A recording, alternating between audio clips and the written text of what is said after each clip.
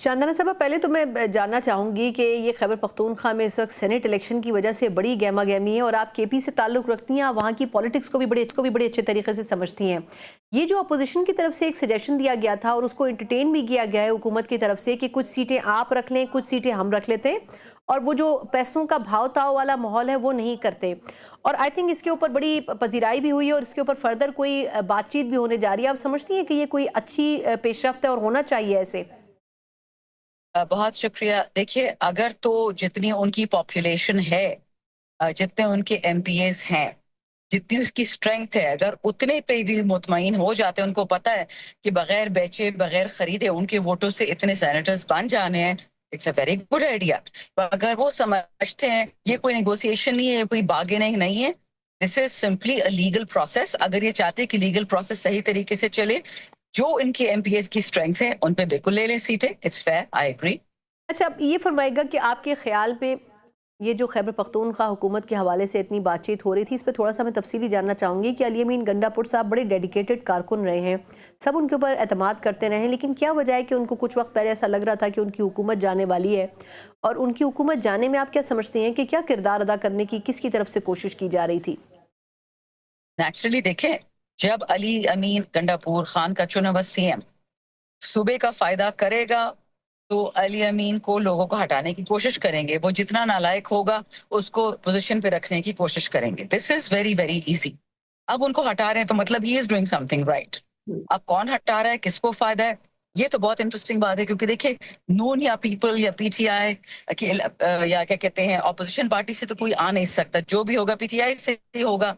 तो ये देखना होगा कि किसको इतनी एम्बिशन है, किसको इतना। हमने तो सुना है कि बंदा है जो प्रेस कॉन्फ्रेंस करके भाग गया था पार्टी से, अब कोशिश कर रहा है कि पार्टी में भी वापस घुस जाए, कोशिश कर रहे हैं कि सिटिंग एमपीएस में किसी को बिठा दे ताकि ये बाय इलेक्शन में आके सीएम बन जाए। पता नहीं लोगों की क्या क्या एम्बिशन होती है, क्या क्या ख्वाब होते हैं, बट हमने तो एक ही बंदे का सुना है कि वो कोशिश कर रहा है कि किसी ना किसी तरीके से वो सीएम को हटाए, but it could be nonsense. ये देखो, उड़ते उड़ाते बातें होती है, इसमें कोई सबूत किसी के पास होता नहीं है। रही जो करंट क्रॉप है एमपीएस की, ये कोई नई बात नहीं है। वोट ऑफ नो कॉन्फिडेंस पहले अगर आप कहते हैं खान साहब के खिलाफ हुआ था, लेकिन सब बुजदिलों ने खान को ही वोट दिया। फिर जब यूसुफ रजा गिलानी का अगर आपको याद है इलेक्शन में था, उन्होंने पैसे लिए थे, यूसुफ रजा गिलानी को सेनेटर बना दिया था, 13-14 लोग थे। इसी तरह जब खान की हुकूमत खान की हटा रहे थे 2022 में अप्रैल में, तो तब भी हमारे लोग लौटे हो चुके थे 1 अरब रुपए लेके, ज्यादा भी लिए होंगे किसी ने। अभी 26वीं तरमीम में कितने सारे लोग लौटे हुए हैं, कुछ को सजा मिली है, कुछ को नहीं मिली।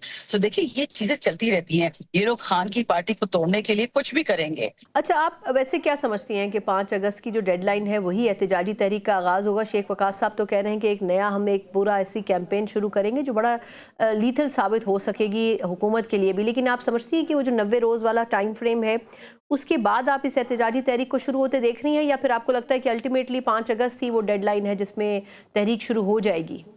देखिए, जितना मुझे पता है 5 अगस्त की डेडलाइन ना इधर हो रही है ना उधर हो रही है। इंशाल्लाह 5 अगस्त को हमारी तमाम तैयारियां पीक पे होंगी।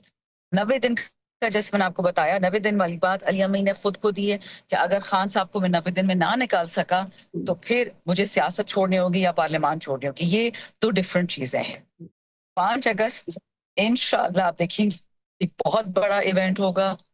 उस दिन को खान को बेगुनाह को उठाया गया था, तो वही होगा जो इमरान खान। अच्छा, अब ये भी फरमाइएगा कि ये जो खान साहब के बच्चों के आने की बात हो रही है, इसके ऊपर बड़ी एक कंट्रोवर्सी फैल गई, हुकूमत की तरफ से बड़े स्टेटमेंट आए कि जी गैर मुस्तहकम करने की कोशिश होगी, लेकिन आप समझती हैं कि उनके बेटों की वालिद से मुलाकात करवाने से क्या गैर मुस्तहकम करने का माहौल पैदा होगा? दुनिया के सबसे करप्ट भाई मरियम नवाज के हैं, वो तो पाकिस्तान में खुले घूम रहे हैं, कुछ भी नहीं हुआ। वो तो बल्कि बैंकरप्ट चोर भी डिक्लेयर कर दिया उन्होंने, यूके ने उनको ऑफिशियली चोर डिक्लेयर कर दिया है। तो कोई क़यामत पाकिस्तान में नहीं है। अगर इमरान खान के दोनों बेटे खान साहब से मिलना चाह रहे हैं तो क्यों डर लग रहा है राना सना को, क्यों डर लग रहा है इन बाकी 2 नंबरियों को? But you know how they are, don't even bother. रही सियासत पे, ये मोरूसी पार्टी है नहीं कि जी अब इमरान खान के बाद उनके बेटों ने टेक ओवर कर लिया या उनकी बीवी ने या उनकी बहनों ने, ऐसी कोई बात नहीं है। खान साहब ने 100 दफा जो हमें इंस्ट्रक्शंस दिए हैं, हम उन्हीं के साथ इंशाल्लाह खड़े रहेंगे। उनके बेटे आएंगे, खान साहब के बेटे हैं, हमारे लिए बहुत स्पेशल है, हमारे लिए बहुत इंपॉर्टेंट है, लेकिन ये वो वाली सियासत नहीं है जो ये समझ रहे हैं।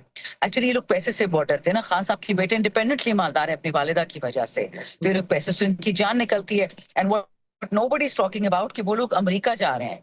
وہ امریکہ ایز برٹش سٹیزنز جا رہے اور اپنے والد کی بات کریں گے، ان لوگوں کی اس سے جان نکل۔ ٹھیک، لاسٹلی یہ فرمائیے گا کہ آپ کے خیال میں ایک اور بھی ڈیولپمنٹ ہوئی ہے، محمد علی درانی صاحب نے ملاقات کی ہے عرفان صدیقی صاحب سے۔ ویسے تو وہ پی ٹی آئی سے تعلق نہیں رکھتے ہیں آبویسلی، لیکن وہ ہمیشہ ووکل رہے ہیں بڑے مذاکرات کے حوالے سے، اور انہوں نے کہا ہے کہ جی بات چیت کے دروازے کھلے ہونے چاہیے، بیک ڈور چینل پہ بات چیت ہونی چاہیے، اپوزیشن کو بھی ساتھ لے کر چلنا چاہیے۔ آپ کیا سمجھتی ہیں کہ خان صاحب نے تو بڑا کلیئر کہہ دیا ہے کہ اسٹیبلشمنٹ کے علاوہ کسی سے بات نہیں ہونی ہے، تو پھر مذاکرات کے دروازے اگر کھل بھی گئے تو پھر بات چیت کس سے کون کرے گا؟ دیکھیں، شہباز شریف فارم 47 کی پیداوار ہے، بلاول فارم 47، مریم فارم 47، آصفہ زرداری فارم 47۔ ہم ان سے کیا کہیں کہ جی آپ نے چوری کی تھی اور چوری کی واپس کر دیں سیٹیں، بھی دیں گے، کبھی بھی نہیں ہوگا۔ ہوگا یہی کہ جو لوگ ان کو لے کے آئے ہیں، جو لوگ ان کو ہمارے پاکستان کے سر پہ مسلط کیے، جن لوگوں نے یہ قاتلانہ بجٹ دیا، جو لوگ پاکستان میں تباہی کر رہے ہیں، آئے دن پیٹرول، گیس، ڈیزل کی قیمتیں بڑھا رہے ہیں، تو جو حالات ہیں پاکستان میں مزید خراب کرنا ہے کہ کوئی آپ میں عقل ہے اپنے پاکستان ٹھیک کرنا ہے کہ نہیں؟ یہ تو طاقتور حلقوں کے ہاتھ میں ہے، پاکستان کو مزید خراب کرنا ہے تو ان کا فیصلہ ہوگا، پاکستان کو ٹھیک کرنا ہے تو ان کا فیصلہ ہوگا۔